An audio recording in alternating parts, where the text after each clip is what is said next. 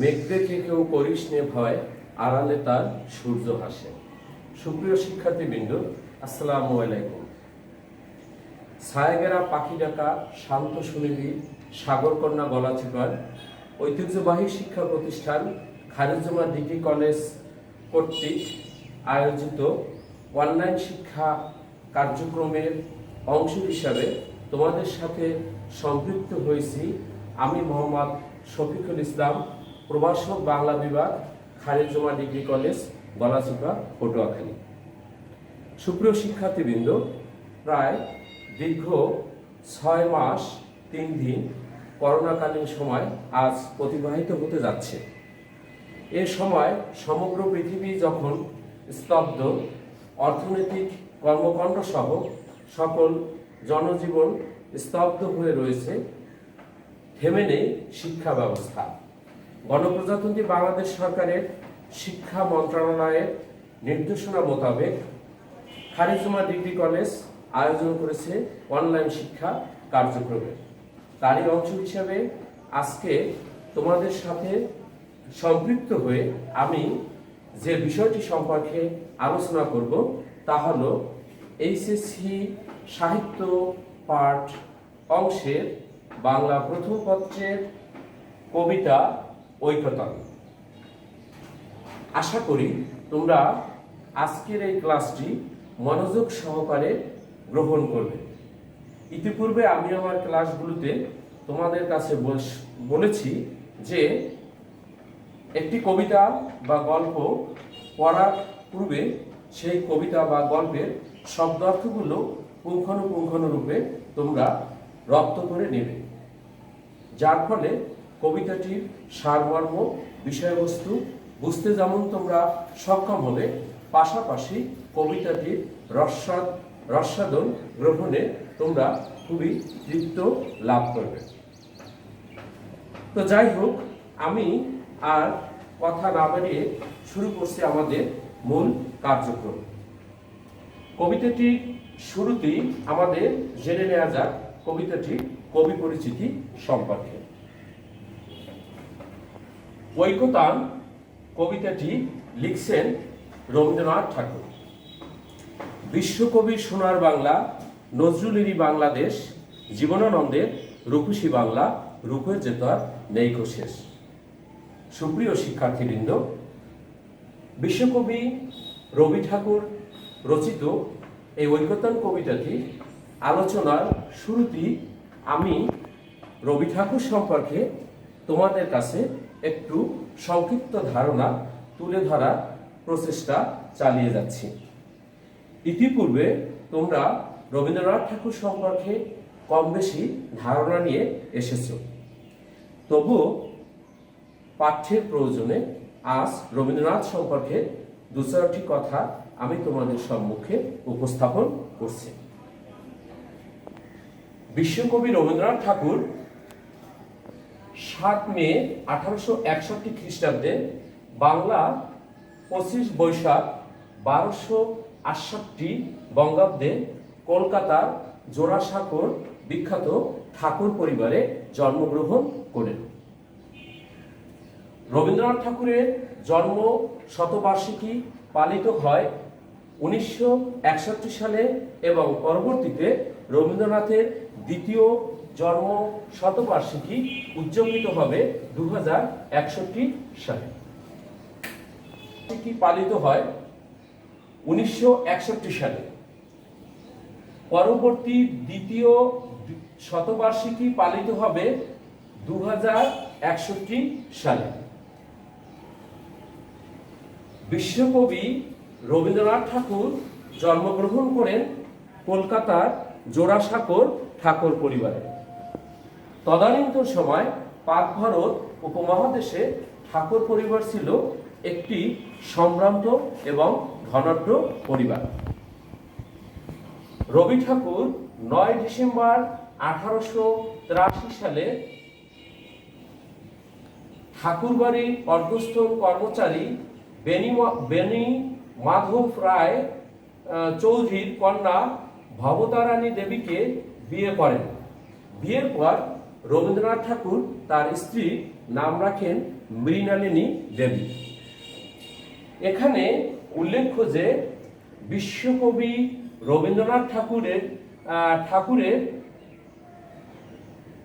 পিতামহী দিগম্বরী দেবী, পিতা মহর্ষি দেবেন্দ্রনাথ ঠাকুর এবং মাতা সারদা দেবী। রবীন্দ্রনাথ ঠাকুর তার পিতামাতার ছিল 14তম সন্তান, অর্থাৎ ঠাকুর পরিবারের তিনি 14তম সন্তান হিসেবে এই মহা ধরাধামে আবির্ভাব লাভ করেন। রবি ঠাকুর সাধনা 1894, ভারতী 1898, বঙ্গদর্শন 1901, তত্ত্ববোধিনী 1911 প্রবাসী পত্রিকা সম্পাদন করেন। তার শ্রেষ্ঠ কাব্য সংকলনের নাম সঞ্চয়িতা। হিন্দু মুসলমান মিলনের লক্ষ্যে রবীন্দ্রনাথ ঠাকুর রাখি বন্ধন উৎসবের সূচনা করেন। ব্রিটিশ সরকার 1915 সালে রবীন্দ্রনাথকে নাইটহুড বা স্যার উপাধি প্রদান করেন। পরবর্তীতে 1919 সালে জালিয়ানওয়ালাবাগ হত্যাকাণ্ডের প্রতিবাদ করে তিনি তা বর্জন করেন। এখানে উল্লেখ্য যে পাক ভারত উপমহাদেশ স্বাধীনতার লাভের আগে এই পাক ভারত উপমহাদেশ শাসন করত ব্রিটিশরা তাদের এই উপনিবেশ বা রাজ্যকে তাদের সুসংহত করার জন্য তারা এদেশের প্রজাসাধারণের উপর নানা অত্যাচার নিপীড়ন চালায়। স্বাধীনতাকামী মানুষগুলো যখন ব্রিটিশদের বিরুদ্ধে একত্র হয়ে যুদ্ধ ঘোষণা করেন, তখন নির্বিচারে ব্রিটিশরা সাধারণ মানুষকে হত্যা করতে শুরু করেন। জালিয়ানওয়ালাবাগ নামক স্থানে তদানীন্ত সময় বেশ কিছু নিরীহ মানুষকে এনে নির্বিচারে গুলি করেন। তখন সেই হত্যাযজ্ঞে প্রতিবাদী হয়ে বিশ্বকবি রবীন্দ্রনাথ ঠাকুর ব্রিটিশ কর্তৃক প্রদত্ত নাইট উপাধি প্রত্যাখ্যান করেন। তিনি 7ই আগস্ট 1941 সালে বাংলা 22শে শ্রাবণ অর্থাৎ 1348-এ মৃত্যুবরণ করেন।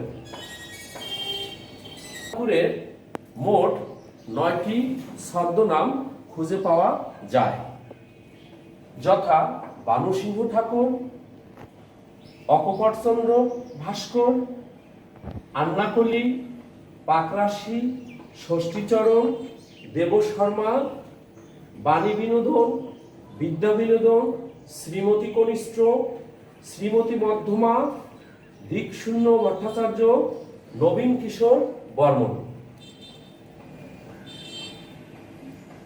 রবীন্দ্রনাথ ঠাকুরের রচিত প্রথম কবিতা হিন্দু মেলার উপহার 25/2/1874, মাত্র 13 বছর বয়সে এটি অমৃতবাজার পত্রিকায় প্রকাশিত হয়। সূত্র বাংলা একাডেমি চরিতা বিধান।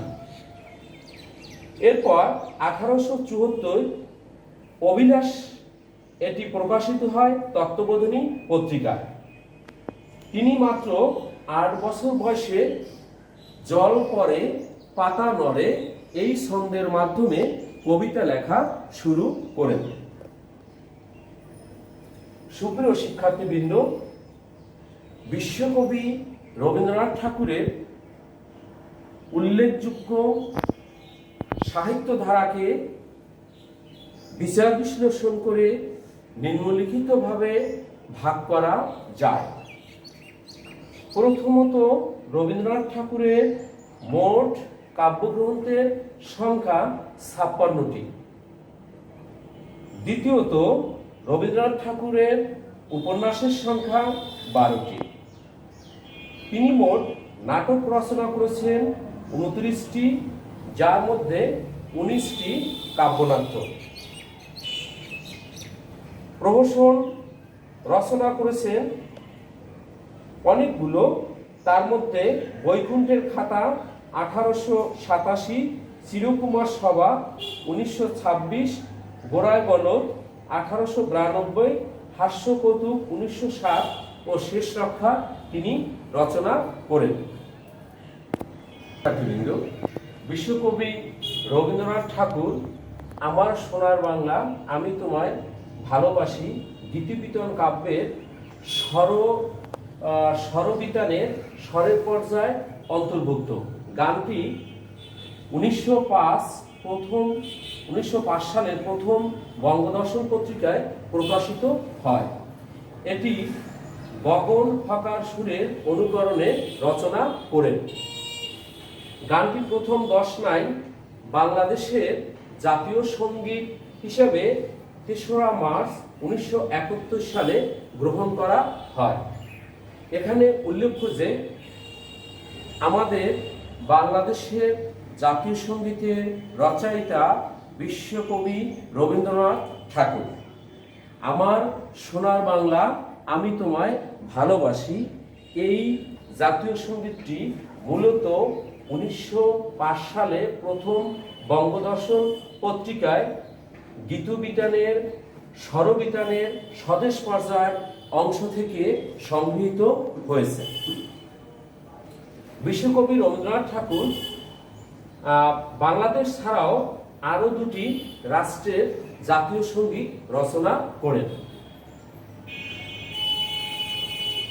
দেশের জাতীয় সঙ্গীতের রচয়িতা এবং শ্রীলঙ্কার ভারত ও শ্রীলঙ্কার জাতীয় সঙ্গীতের সুরকার। বাংলাদেশের জাতীয় সঙ্গীত বাংলার প্রকৃতির কথা প্রধানভাবে ফুটে উঠেছে। ভারতের জাতীয় সঙ্গীত জনগণমানবের অধিনায়ক জয় হে ভাগ্য বিধাতা রচয়িতা বিশ্বকবি রবীন্দ্রনাথ ঠাকুর।